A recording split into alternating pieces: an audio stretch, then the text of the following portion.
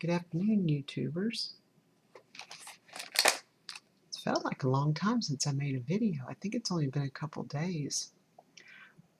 But I will say that it's been a couple of days of me wondering, what will I make next?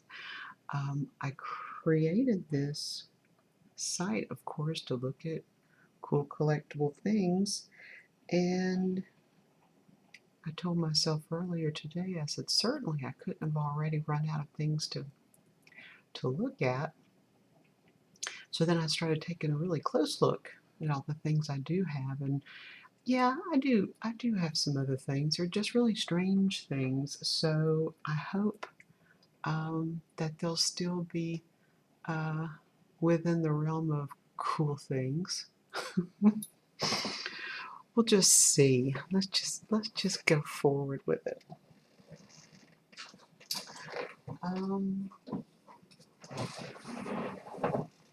Today's cool video, it's actually got a few pieces that go together.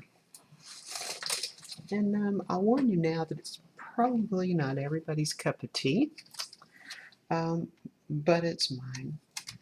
I love, I guess you already know by now, I love toys and dolls, and I love the unusual, and I love history. So these pieces that I'm about to show you, right up my alley. All of the things that I just talked to you about are right together. And you know how me and this camera get along, so you'll have to excuse me while I give you a little bit of adjustment. This is a, of course it's a sofa, of course it's an outside sofa made out of wood, but this is made out of, if you all don't live down south, you may not know a lot about kudzu vines, but kudzu vines are kind of cool because you can strip them, and while they're green, they are very pliable. So you can bend them in any way you like, and then when they're dry, they are very durable. This particular bench, it looks like, I'm sure whoever made it had also put some type of gloss on it. Now this is certainly not as old as the pieces that I'm about to show you, but it's a perfect backdrop and a perfect seat for my friends that I am going to show you. And when I say that this one is a kudzu vine, it could just as easily maybe be another type of vine, but around here in the south, most all of these pieces are kudzu. Some people just say they're grapevine. So whatever it's called in your world, that's what it is. So I know a lot of you watch these things just for sheer entertainment, but I think that we might just have a little entertainment along with a little bit of a history lesson today. If you can't already see them already, I'll show you pieces. Of course, these are his feet.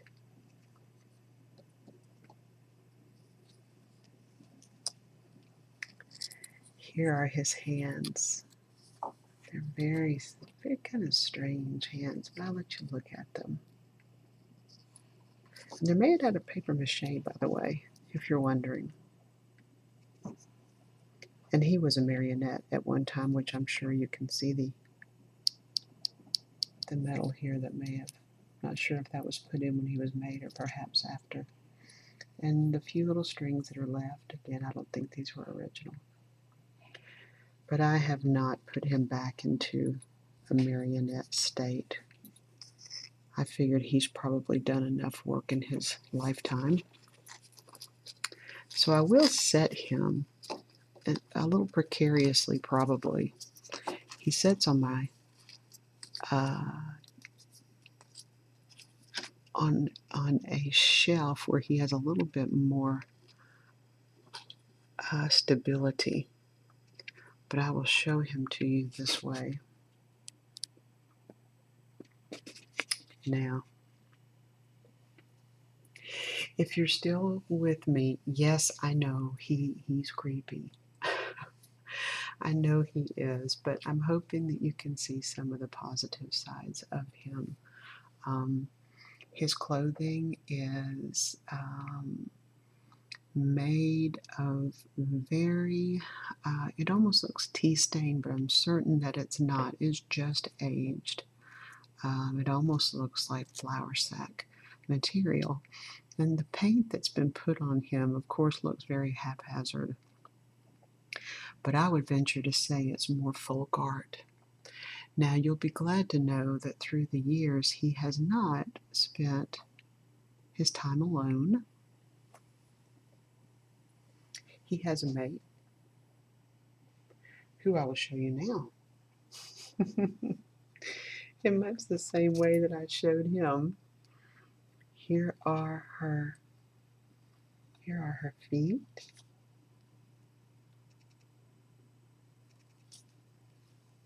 And she has very, very long legs. She might be taller than him. And her hands are very similar in structure.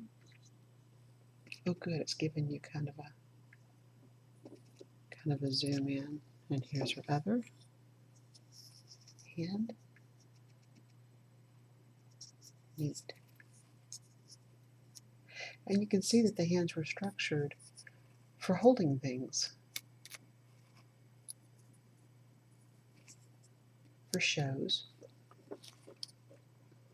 So let's see if we can set her down along with her beloved, so that you can see her in all of her glory. Oh my goodness, they're not very comfortable here.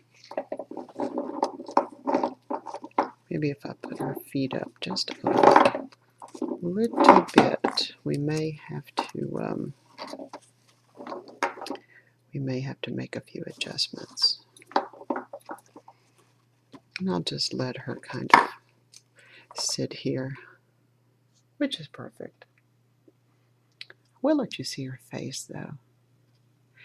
Now it's interesting to me, when you get close enough to her, you do see that her face is oddly painted.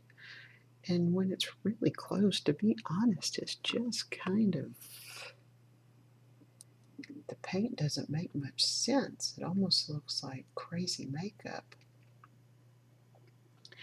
But the further you get away from both of them, you begin to see there's a depth and a realness almost to their faces. And if you could imagine that they were on a stage, probably very far away from an audience.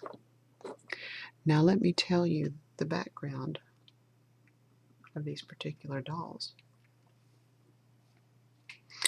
And like I've told you before, I never really know who's watching me. So if I'm giving you information that you already know, thank you for your patience. And if not,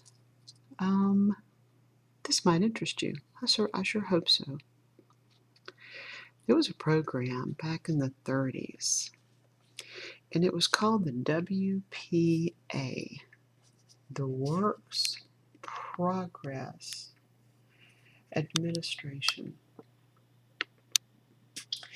And I wish I had more information in front of me so that I didn't really want to sit and read to you per se, but I did want to share that back during the Depression, I believe it was in the 30s, this started, of course, unemployment was rampant.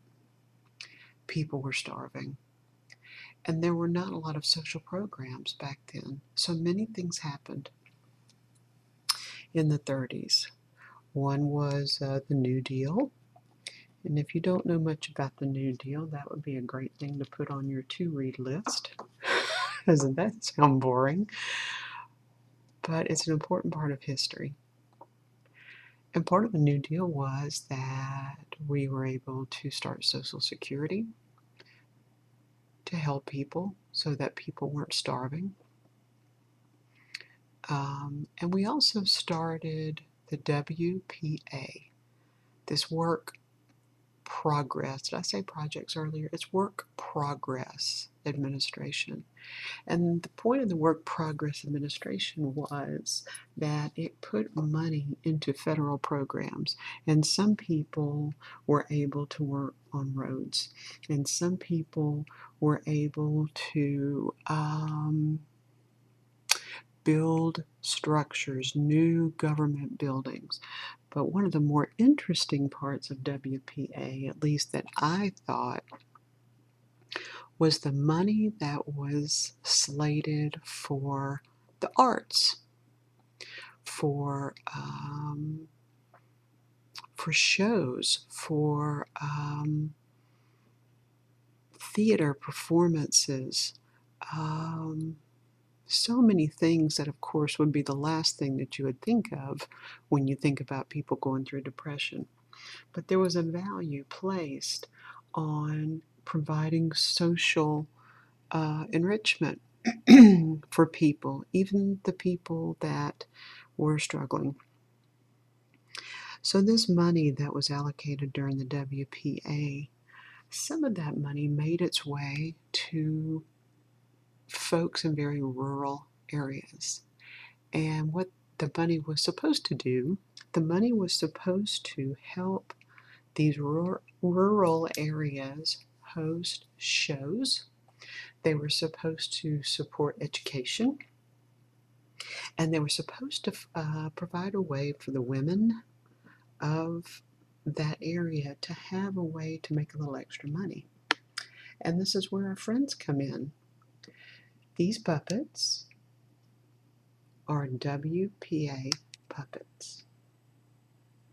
The reason that they were made is because the money that was provided through the federal program was paid to a woman who made these dolls. These dolls were used to put on plays at schools and churches and public places, and sometimes the shows would be about things like keeping your teeth healthy, or being a good citizen, or some of, just some of the kinds of things that you would imagine the government would want you to aspire to. Some of the dolls that were made followed a very specific pattern because the government actually put out these plans, and where the areas were populated enough and they had enough women, the dolls that were made look very much the same. When there were areas that there were only a few people, they made different dolls, and those are the ones that I love. And this is why I love these dolls. I acquired these dolls from a woman in South Dakota who had the wonderful honor of having dolls in her possession that her grandmother had made, which amazed me that she would want to sell them. Of course, a lot of people that look at them amazed that I want to keep them. I do have friends that swear to me that these dolls have evil, wicked spirits, but of course they don't. They're wonderful. They're absolutely wonderful. And I consider them more outsider art or folk art. Yes, money that was slated for public use may have been used to make them, but the spirit in which they were made, to me, looks very independent. It doesn't, to me, seem as though it would be a government-mandated kind of project. So this is today's strange collection that I've shared with you, and now I hope that you maybe feel like you know me a little better, for better or worse. And I hope that this will show you that probably in the next several videos, you will see things that you have probably never seen, because I have many of those kinds of things. Oh, you'll find it interesting to know too, I've never named them. I've never thought of names that seemed appropriate. I don't know. Maybe if you see this and you are so inclined, make a suggestion in the comments. I'll let you see their face closely one more time. Maybe it'll help inspire you to name a man who looks a little tired, although he's still wearing his hat proudly. And of course, a woman who, even though times are hard, she appears to still love him, come what may. And to be honest, looking at his face again, I'm not 100% sure that he may just be a little weary, as men do get with us women folk sometimes. Okay, so I've prattled on and on and on, and now you know a little bit more about the WPA, the Work Progress Administration, and you know a little bit more about the strong women that came before and some of the programs that helped our country and that would have never been heard of before. Who would have thought that the country could come up with a way for older people to have enough money not to starve? Well, we did it. And who would have thought that there would have ever been money slated for people to share the arts and to make dolls and to have shows for poor people just because it was important? We did. And that's the America that I really, really, really admire the most. Anyway, not to get political, but I hope you enjoyed this. I know it was a little strange, but anyway, so am I. So I think that this works fine.